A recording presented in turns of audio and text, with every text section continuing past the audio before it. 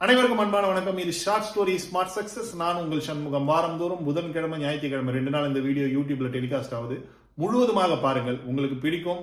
Like பண்ணுங்க, மற்றவர்களுக்கு share பண்ணுங்க. இந்த வீடியோ குறித்த கருத்துக்களை கமெண்ட் பண்ணுங்க, சப்ஸ்கிரைப் பண்ணுங்க. ஒரு ராஜா ஒருத்தர் இருந்தார். அந்த ராஜா ரொம்ப டெக்னிக்கலான ஒரு ராஜா.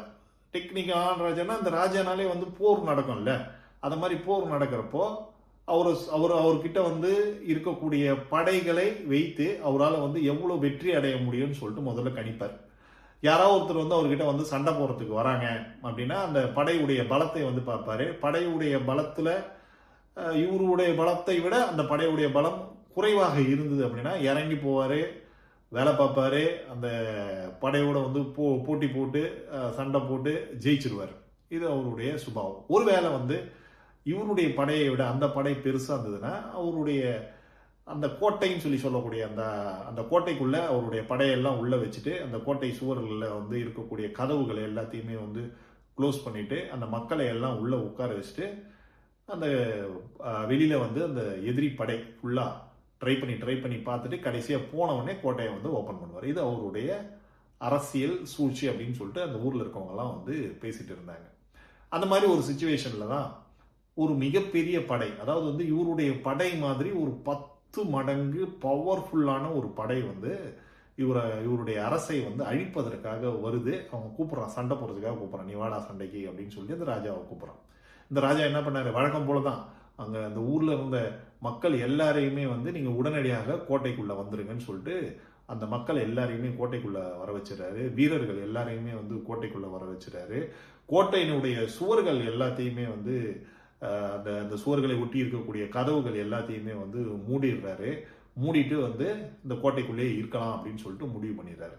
1 நாள் ஆச்சு, 2 நாள் ஆச்சு, 3 நாள், 4 நாள், ஒரு 5வது நாள், 6வது நாளைக்கு அப்புறமா என்னாச்சுன்னா அந்த சுத்தி இருக்கக்கூடிய இடங்கள்ல இருந்து சத்தம் வர ஆரம்பிச்சது. அதாவது கோட்டைக்கு வெளியில் இருந்து கல்களை உடைக்கக்கூடிய சத்தம் வர ஆரம்பிச்சது. ஒரு சில டெஸ்ட்ராய் பண்ற மாதிரியான, ஒரு சில அறக்கிற மாதிரியான சவுண்டு, ஒளியை வச்சு தட்டுற மாதிரியான சவுண்டு, இது மாதிரியான சத்தங்கள்லாம் வர ஆரம்பிச்சது. இந்த வீரர்கள், சுற்றி இருந்த வீரர்கள்லாம் அப்படியே பயப்பட ஆரம்பிச்சாங்க. என்னடா இது, இந்த எதிரி நாட்டு மன்னன் ஏதோ ஒன்று பண்ணிட்டு இருக்கான் பொழுது அப்படின்னு சொல்லிட்டு பயந்துட்டு இருந்தாங்க. ஆனா ராஜா அதை பத்திலாம் கவலையே பண்ணல. ராஜா ரொம்ப தைரியமா இருந்தாரு. அவர் எதை பத்தியுமே யோசிக்கவே இல்லை.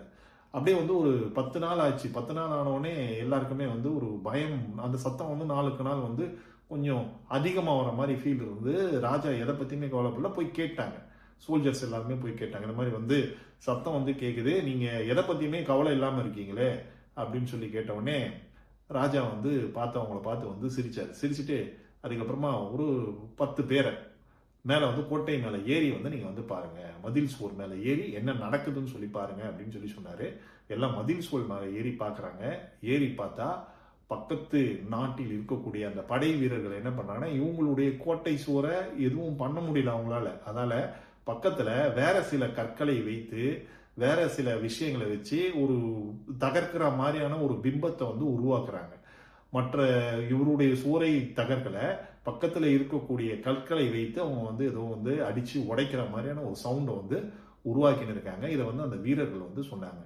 அதை சொன்ன உடனே தான் ராஜா சொன்னாரா, முதல்ல நான் என்ன நம்புறேன், இந்த கோட்டை சுவரை நம்புறேன், என்னுடைய வீரர்களாகிய உங்களை நம்புறேன். இத நம்புறதால நான் எதுக்குமே பயப்பட வேண்டிய அவசியம் கிடையாது. அதனால நான் எப்பவுமே சரி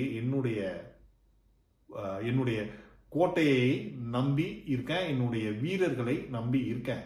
அதனால நான் மற்ற விஷயங்களை குறித்து நான் பயப்பட தேவையில்லை. இது மாதிரிதான் நம்மளுடைய வாழ்க்கையிலும் சரி, நம்ம மேல முதல்ல ஒரு பெரிய கான்பிடென்ட் வச்சிருக்கோம். அடுத்தது நம்ம சார்ந்து இருக்கக்கூடிய அந்த துறை மேல ஒரு பெரிய கான்பிடென்ட் வச்சிருக்கணும். அதுல நம்மளுடைய கோல் மேல ஒரு கான்பிடென்ட் வச்சிருக்கணும். நம்மளுடைய செய்கைகள் மேல ஒரு கான்பிடென்ட் வச்சிருக்கணும். இந்த கான்பிடென்ட் எல்லாம் கரெக்டா இருந்ததுன்னு வச்சுங்களேன், நம்மளை சுத்தி எத்தனை பேரியர் வந்தாலும் சரி, எத்தனை பேர் நீங்க ஜெயிக்க முடியாது அப்படின்னு சொல்லிட்டு சொன்னாலும் சரி, ஒரு மாய பிம்பத்தை எப்படி அந்த கோட்டை சுவருக்கு வெளியில இருந்தவங்க எப்படி உருவாக்குனாங்களோ அதே போல உங்களை சுற்றி இருக்கக்கூடிய நபர்கள் ஒரு மாய பிம்பத்தை உருவாக்குனாங்கன்னா கூட சரி, நீங்க அந்த மாய பிம்பத்துக்கெல்லாம் பயப்படவே மாட்டீங்க. அந்த மாய பிம்பத்தெல்லாம் பத்திலாம் யோசிக்கவே மாட்டீங்க. ஏன்னா உங்களுக்கு உங்க மேல, உங்களுடைய கொள்கை மேல, உங்களுடைய குறிக்கோள் மேல, உங்களுடைய செயல் மீது, நீங்கள் சார்ந்திருக்கக்கூடிய துறை மீது, உங்களுடைய பொருள் மீது ஒரு மிகப்பெரிய அளப்பரிய நம்பிக்கை இருக்கும் அந்த ராஜாக்கு இருந்தது போல.